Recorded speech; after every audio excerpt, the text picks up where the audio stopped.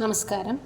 ഇന്ന് ചോറ് ഒരു വ്യത്യസ്ത രീതിയിൽ വറവിലിടുന്നത് കാണിക്കാം. എന്നുവെച്ചാൽ ചില ദിവസങ്ങളിൽ നമുക്ക് ചോറ് ഒരു രുചിയും തോന്നില്ലല്ലോ, വേണ്ടാന്ന് തോന്നില്ലേ. അങ്ങനെയുള്ള സമയത്ത് ഞാൻ ഇങ്ങനെ ഉണ്ടാക്കിയിട്ട് കഴിക്കാറുണ്ട്. കറികളൊന്നും വേണ്ടാന്ന് തോന്നുന്ന ആ ഒരു സമയത്ത് ഞാൻ ചോറ് ഇതുപോലെ വറവിലിട്ട് കഴിക്കാറുണ്ട്. അതിന് നമുക്ക് ആവശ്യമുള്ള സാധനങ്ങൾ ഞാൻ പറയാം. ഉള്ളി വേണം. ഇതൊരു കുറച്ച് വലിയ ഒരു ഉള്ളിയാണ് എടുത്തിട്ടുള്ളത്. പിന്നെ നമുക്ക് ചോറിന് ആവശ്യത്തിന് ഉള്ളി എടുക്കുക. ഒരുപാട് ചോറുണ്ടെങ്കിൽ കുറച്ചധികം ഉള്ളി എടുക്കുക. പിന്നെ നമുക്ക് ജീരകം വേണം. കുറച്ച് ജീരകം, വളരെ കുറച്ച് വറുക്കാൻ വേണ്ടിയിട്ടുള്ള ജീരകം വേണം. പിന്നെ നെയ്യാണ് ആവശ്യം. നെയ്യ് നമ്മൾ ആവശ്യത്തിന് നെയ്യ് എടുക്കാം. പിന്നെ സാധാരണ നമ്മളുടെ ചോറില്ലേ, നമ്മൾ ഉച്ചക്ക് ഉണ്ടാക്കുന്ന ചോറ്, അത് ഏത് ചോറാണോ, ഞാനിവിടെ മട്ടയാണ് ഉപയോഗിക്കൽ. അപ്പം ആ ചോറ് വെച്ചിട്ടാണ് ഞാനിന്ന് ചെയ്യാൻ പോകുന്നത്. അപ്പോൾ ആദ്യം നമുക്കിത് ചൂടാക്കിയിട്ട് നെയ്യ് ഒഴിച്ച് ചൂടാക്കിയെടുക്കാം. നെയ്യ് ചൂടായി, ഇനി അതിലേക്ക് ജീരകം ഇട്ട് കൊടുക്കാം.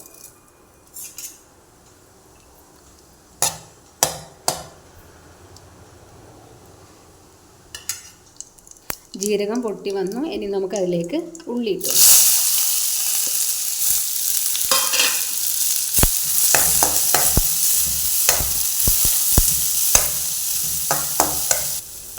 ഇനി ഇതിലേക്ക് കുറച്ച് ഉപ്പിട്ട് കൊടുക്കുക. ഉപ്പ് ലാസ്റ്റിലിട്ടാലും മതി. ലാസ്റ്റിലെന്ന് വെച്ചാൽ ചോറിട്ടതിന് ശേഷം ഇട്ടാലും മതി. ഞാനിപ്പോൾ ഇടുന്നതെന്ന് വെച്ചാൽ ഉള്ളി നമുക്ക് കുറച്ചും കൂടി വേഗം വഴന്ന് കിട്ടുമല്ലോ, അതുകൊണ്ട് ഞാൻ ഇപ്പം തന്നെ ഉപ്പിട്ട് കൊടുത്തിട്ടുണ്ട്. നന്നായി ഫ്രൈ ആവേണ്ട ആവശ്യമില്ല. നമുക്ക് ആ പച്ചമണം മാറി പിന്നെ കുറച്ചൊരു ഫ്രൈ ആയ മണം വരുന്ന സമയത്ത് നമുക്കിതിലേക്ക് ആവശ്യത്തിനുള്ള ചോറിട്ട് കൊടുക്കാം.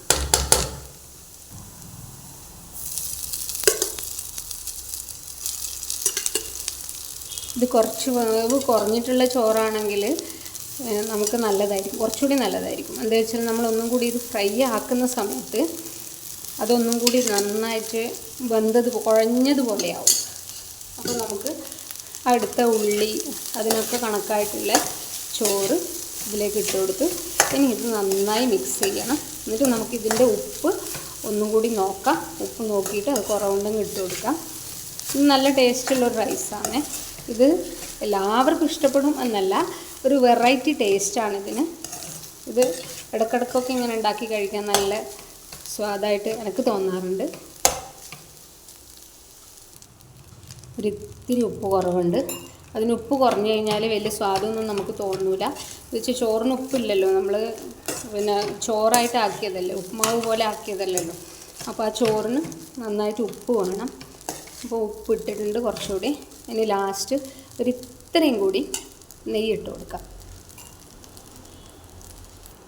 കുറച്ചുകൂടെ നെയ്യ് ഇട്ടിട്ടുണ്ട്. നെയ്യിൻ്റെ ഒരു ടേസ്റ്റ് ഇതിൽ കുറവായിട്ടാണ് എനിക്ക് തോന്നിയത്. ഇനി നന്നായിട്ട് മിക്സ് ചെയ്തിട്ട് ഇത് ഓഫ് ചെയ്തിട്ട് നമുക്ക് കഴിക്കാം. അപ്പോൾ ഇതാ എല്ലാം റെഡി ആയിട്ടുണ്ട്, സെറ്റായിട്ടുണ്ട്. ഇനി നമുക്കിത് വിളമ്പി കഴിക്കുകയേ വേണ്ടൂ. അപ്പം ഇത് വളരെ എളുപ്പമാണ്. എല്ലാവർക്കും ഇഷ്ടപ്പെടും. എന്താ വിചാരിച്ചാൽ അതിൽ ജീരകവും നെയ്യൊക്കെ ഇഷ്ടപ്പെടുന്നവർക്ക് ഇതിൻ്റെ സ്വാദ് ഇഷ്ടപ്പെടും. അപ്പോൾ ഇത് ഓഫ് ചെയ്യാം. ഇത് വളരെ എളുപ്പമാണ് ഉണ്ടാക്കാൻ. ഒന്ന് ട്രൈ ചെയ്ത് നോക്കണം എല്ലാവരും. എന്നിട്ട് എങ്ങനെയുണ്ട് എന്നുള്ളത്, ഇഷ്ടപ്പെട്ടോ ഇല്ലയോ എന്നുള്ളത് കമൻ്റായിട്ട് അറിയിക്കുക. എൻ്റെ ചാനൽ എല്ലാവരും ഒന്ന് സബ്സ്ക്രൈബ് ചെയ്യുക. Thank you.